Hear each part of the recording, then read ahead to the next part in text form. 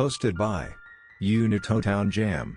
Our story is called "The Previous Tenant of My New Flat Left a Survival Guide." Today I finally met her.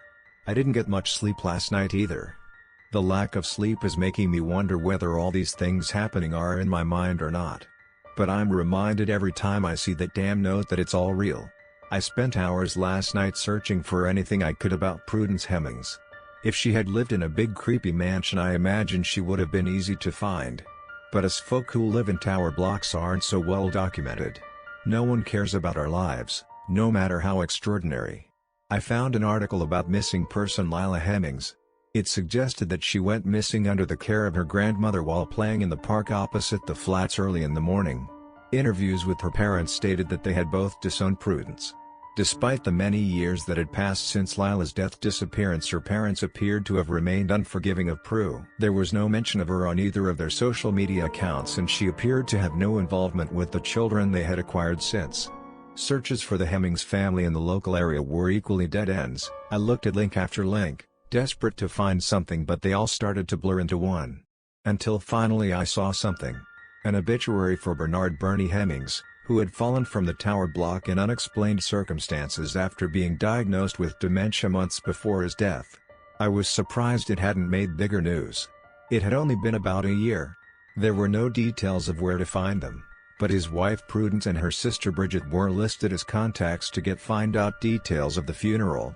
It's scary what you can do with the internet these days, but just with those phone numbers I was able to put them into a reverse directory and find an address for Bridget and Tony Bishop, the sister and brother-in-law that Prudence was supposedly living with. About 4 a.m. I managed to get some sleep, not much though. I was back up and wide awake at around 7 a.m., planning my route and working out my day. I saw a post on social media from one of her relatives that Georgia was identified and is stable. This loosened the knot in my stomach that has been present since I found the note somewhat. At 8:50, I opened the door to my flat hoping to see postman in. 4 minutes passed and instead of the postman, an elderly gentleman made his way down the corridor. He had a walking stick and kind eyes. In his free arm he carried a small plastic bag containing a newspaper and milk. He smiled and said good morning as he passed. I smiled back. He reminded me of my granddad. I imagined him pulling cola cubes from his pocket for his grandkids and shushing them when their parents weren't looking. A little further down the corridor the old man stopped and turned. He looked me dead in the eyes with a sympathetic expression and spoke. "No post on a Sunday, if that's what you were waiting for." He smiled knowingly and turned to unlock a front door that until shut I couldn't see the number of.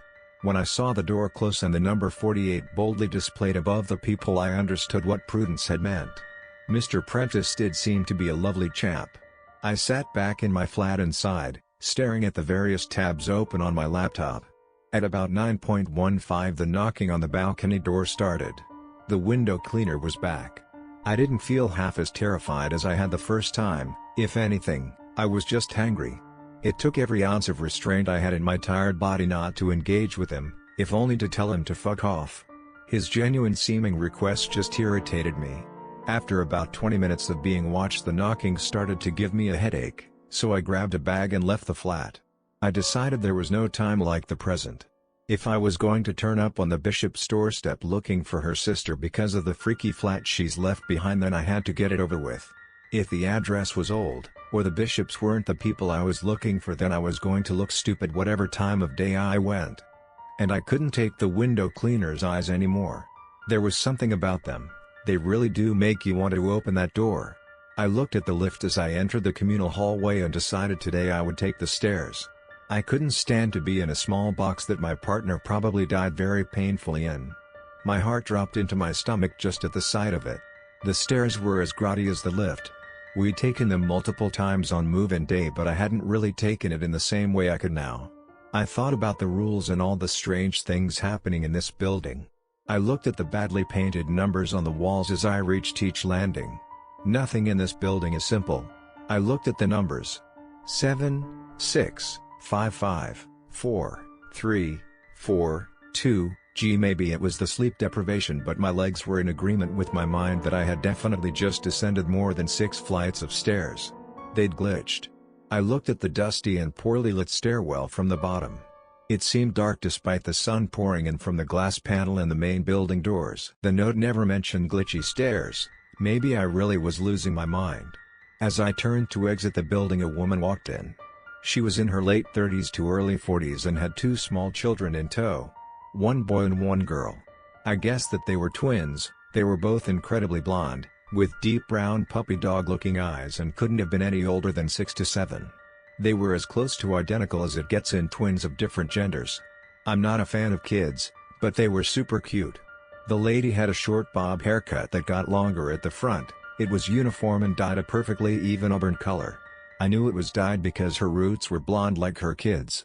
She looked as tired as I felt, but she pulled herself together when she saw me, running fingers through a part of her hair that she must have missed however early she left this morning.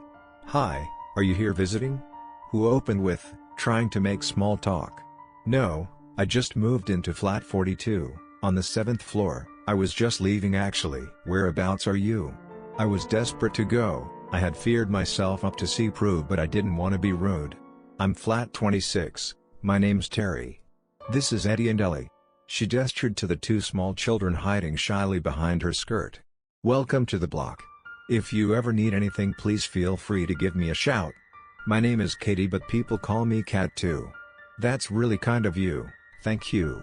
"I will. Hey, is there something wrong with the stairs?" I stopped myself before going into detail. "Nothing wrong, they just skip sometimes," she answered, shrugging. "Well, I'd love to stop and chat, but I actually really need to get going." "It was nice to meet you, Terry." I tried to work out what was wrong with the children as I stepped forward to walk away, still baffled by the stairs. "By the way, we have a residence committee. You should come to one of our meetings. They're every Tuesday in alternating flats. This Tuesday is at Molly Jefferson's place in flat 31. Come along. We'd love to have you," Terry suggested, waving me off. I walked out the doors after my encounter with Terry, feeling sick. Every minute in this place made the note more real. Every word jumped off the page and into my life. Made it more likely that Jamie was really gone. I rode the bus from a stop not far from the flats. It felt like it took an eternity to reach the little suburban area I was looking for. A 5-minute walk away from the bus stop I got off at, and I was staring at a quaint little bungalow, belonging to Bridget and Tony Bishop. I knocked on the door. The lady who opened it was unsteady on her feet. She was probably in her 70s, with wispy white hair neatly scraped back into a bun, 2 strands left hanging that just softened her wrinkled face. She wore a dusty rose-colored dress that hung just below her knees and smelled of stale cigarette smoke. "Can I help you?" she asked bluntly. "My name is Kat. I'm looking for Prudence Hemmings," I answered, stuttering slightly. Her eyes widened slightly. "Why?"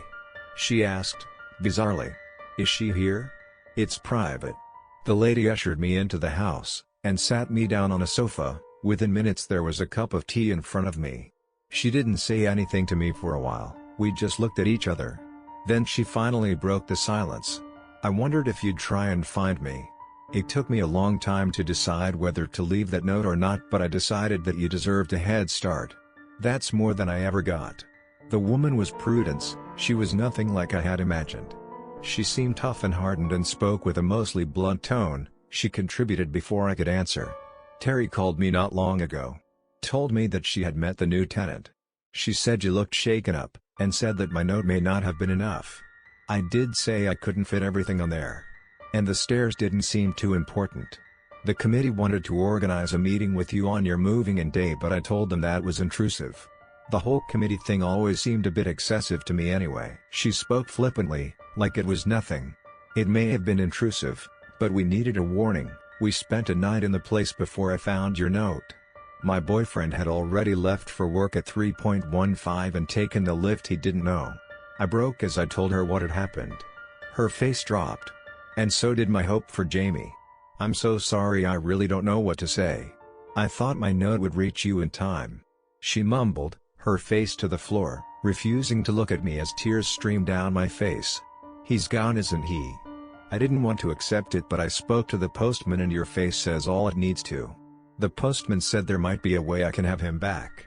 I bit at her, devastated and angry. "He's gone. You can't have him back. What Ian is referring to isn't what you think. There's a way to get people back from the lift."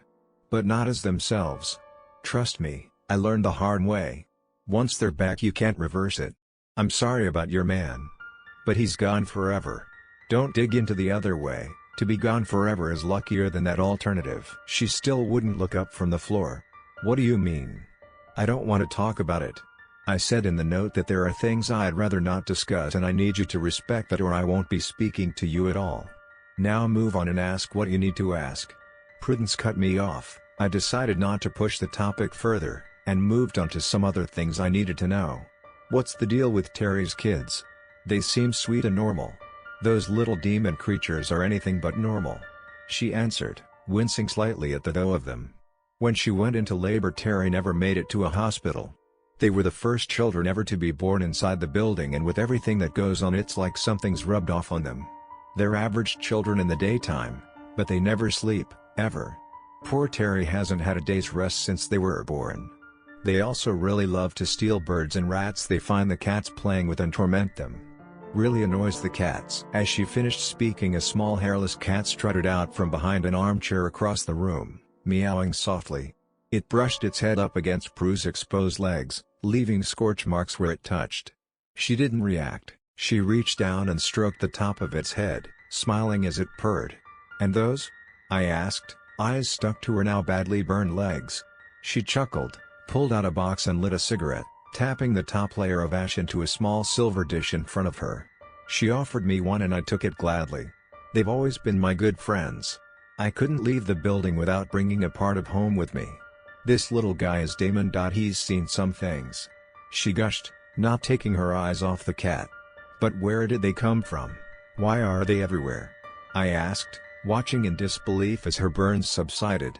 It seemed impossible, but I looked at my arms where I had picked up the cat the night before and there was no evidence it had ever happened. They didn't even appear sunburned. No one really knows. They started to appear after the fire, a few years after I'd moved in. It was rumored that they were the pets of the residents that burned, and that was why they had no fur. But I don't think that's true. I interrupted. I met one of those neighbors last night. She said her name was Natalia. She almost killed my best friend. You're crazy if you think your note was enough of a warning. I ranted emotionally. Look, girl. If I had made a song and dance about warning you, then you'd have thought me crazy and challenged the rules. You'd have been dead already. Be grateful you got anything. I didn't. I had to work it all out. Your generation are so spoiled. She tutted in frustration at me. I was angry, but she was probably right. An elderly lady telling me rat-like creatures would kill my boyfriend in a lift would probably have got some laughs from me a few days ago. I stayed quiet and waited for her to calm down. After a while she sighed and started again. I think the cats are the neighbors that burned. They've never meant any harm and they hiss and run from the imposters that roam the building. Besides, there's no way there were that many cats living on one floor. The imposter people don't even match up with the residents that died in the fire. None of them look like, or claim to have the same name as the dead. They just claim to live in their flats. I've met Natalia before. She left a bad scar on Bernie's leg from an incident we had. Nasty girl. Before the fire there was CCTV and there was a recording saved of about 15 people marching into the flats and up to that floor about half an hour before the fire started. It was the only evidence found. CCTV wasn't great in the 80s so they were never identified. And the flames melted the relevant cameras so nothing ever came of it. I think the people that enter that night are the ones that ask for sugar. I don't know any more than that, but if you avoid them like I said you don't need to know more. They hate the cats. I hope your friend survives, but I've seen what those people can do so maybe she was better off dead. Prue carried on stroking Damon. I watched the skin of her fingers melt and twist as they made contact with him. What happened to your husband? I asked the question so fast I didn't have time to consider that this was a topic she had explicitly said she didn't want to discuss in the note. But I had to know. She scowled at me. I said I didn't want to talk about that. She hissed. I just lost the love of my life. I need some answers. I begged. What happened to Bernie won't help you. I know you'd think any deaths in that building would be down to the quirks, but this wasn't. For the most part anyway. Don't forget that we had lived there for 35 years. Bernie knew the rules. We knew how to take care of ourselves and have a happy life there. It was our home. "I don't doubt that's Mrs. Hemmings, I'm sorry," I interjected. "Bernie had dementia. It started about 6 months before he died and he deteriorated very rapidly. Towards the end he started wandering. The doctors said it was common, but in our position it was incredibly dangerous. More times than I can count I pulled him away from the lift just in time. Along with wandering he was forgetting the rules. He let that smug awful window cleaner in 3 times, thank Lord for the big metal pipe I kept by the balcony door, chased him out a treat. Not that anything stops him from coming back. I'm sure you're already acquainted. After all the dangerous situations Bernie was in, by the end he made the smallest and most fatal of errors. He left a bowl of food out for Damon at 10 a.m. I was out shopping with Terry and a few of the girls from the committee, and when I came back I found one of those awful creatures. Prudence started to cry. I put my hand on her shoulder in an attempt to comfort her. After all, I truly knew how she felt. It was eating him. She sniffed and steadied herself to continue, moving my hand. I chased the creature away with the same metal pipe I had the window cleaner and pushed Bernie off the balcony. He was heavy, but I didn't want anyone to know what really killed him. Its teeth, she shivered, they made such an awful noise. It reminded me of Lila. I finished her sentence. I hadn't meant to.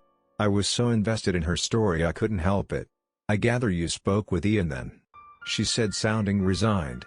"I never meant to hurt that little girl. I loved her so much." Tears rolled down her wrinkled cheeks.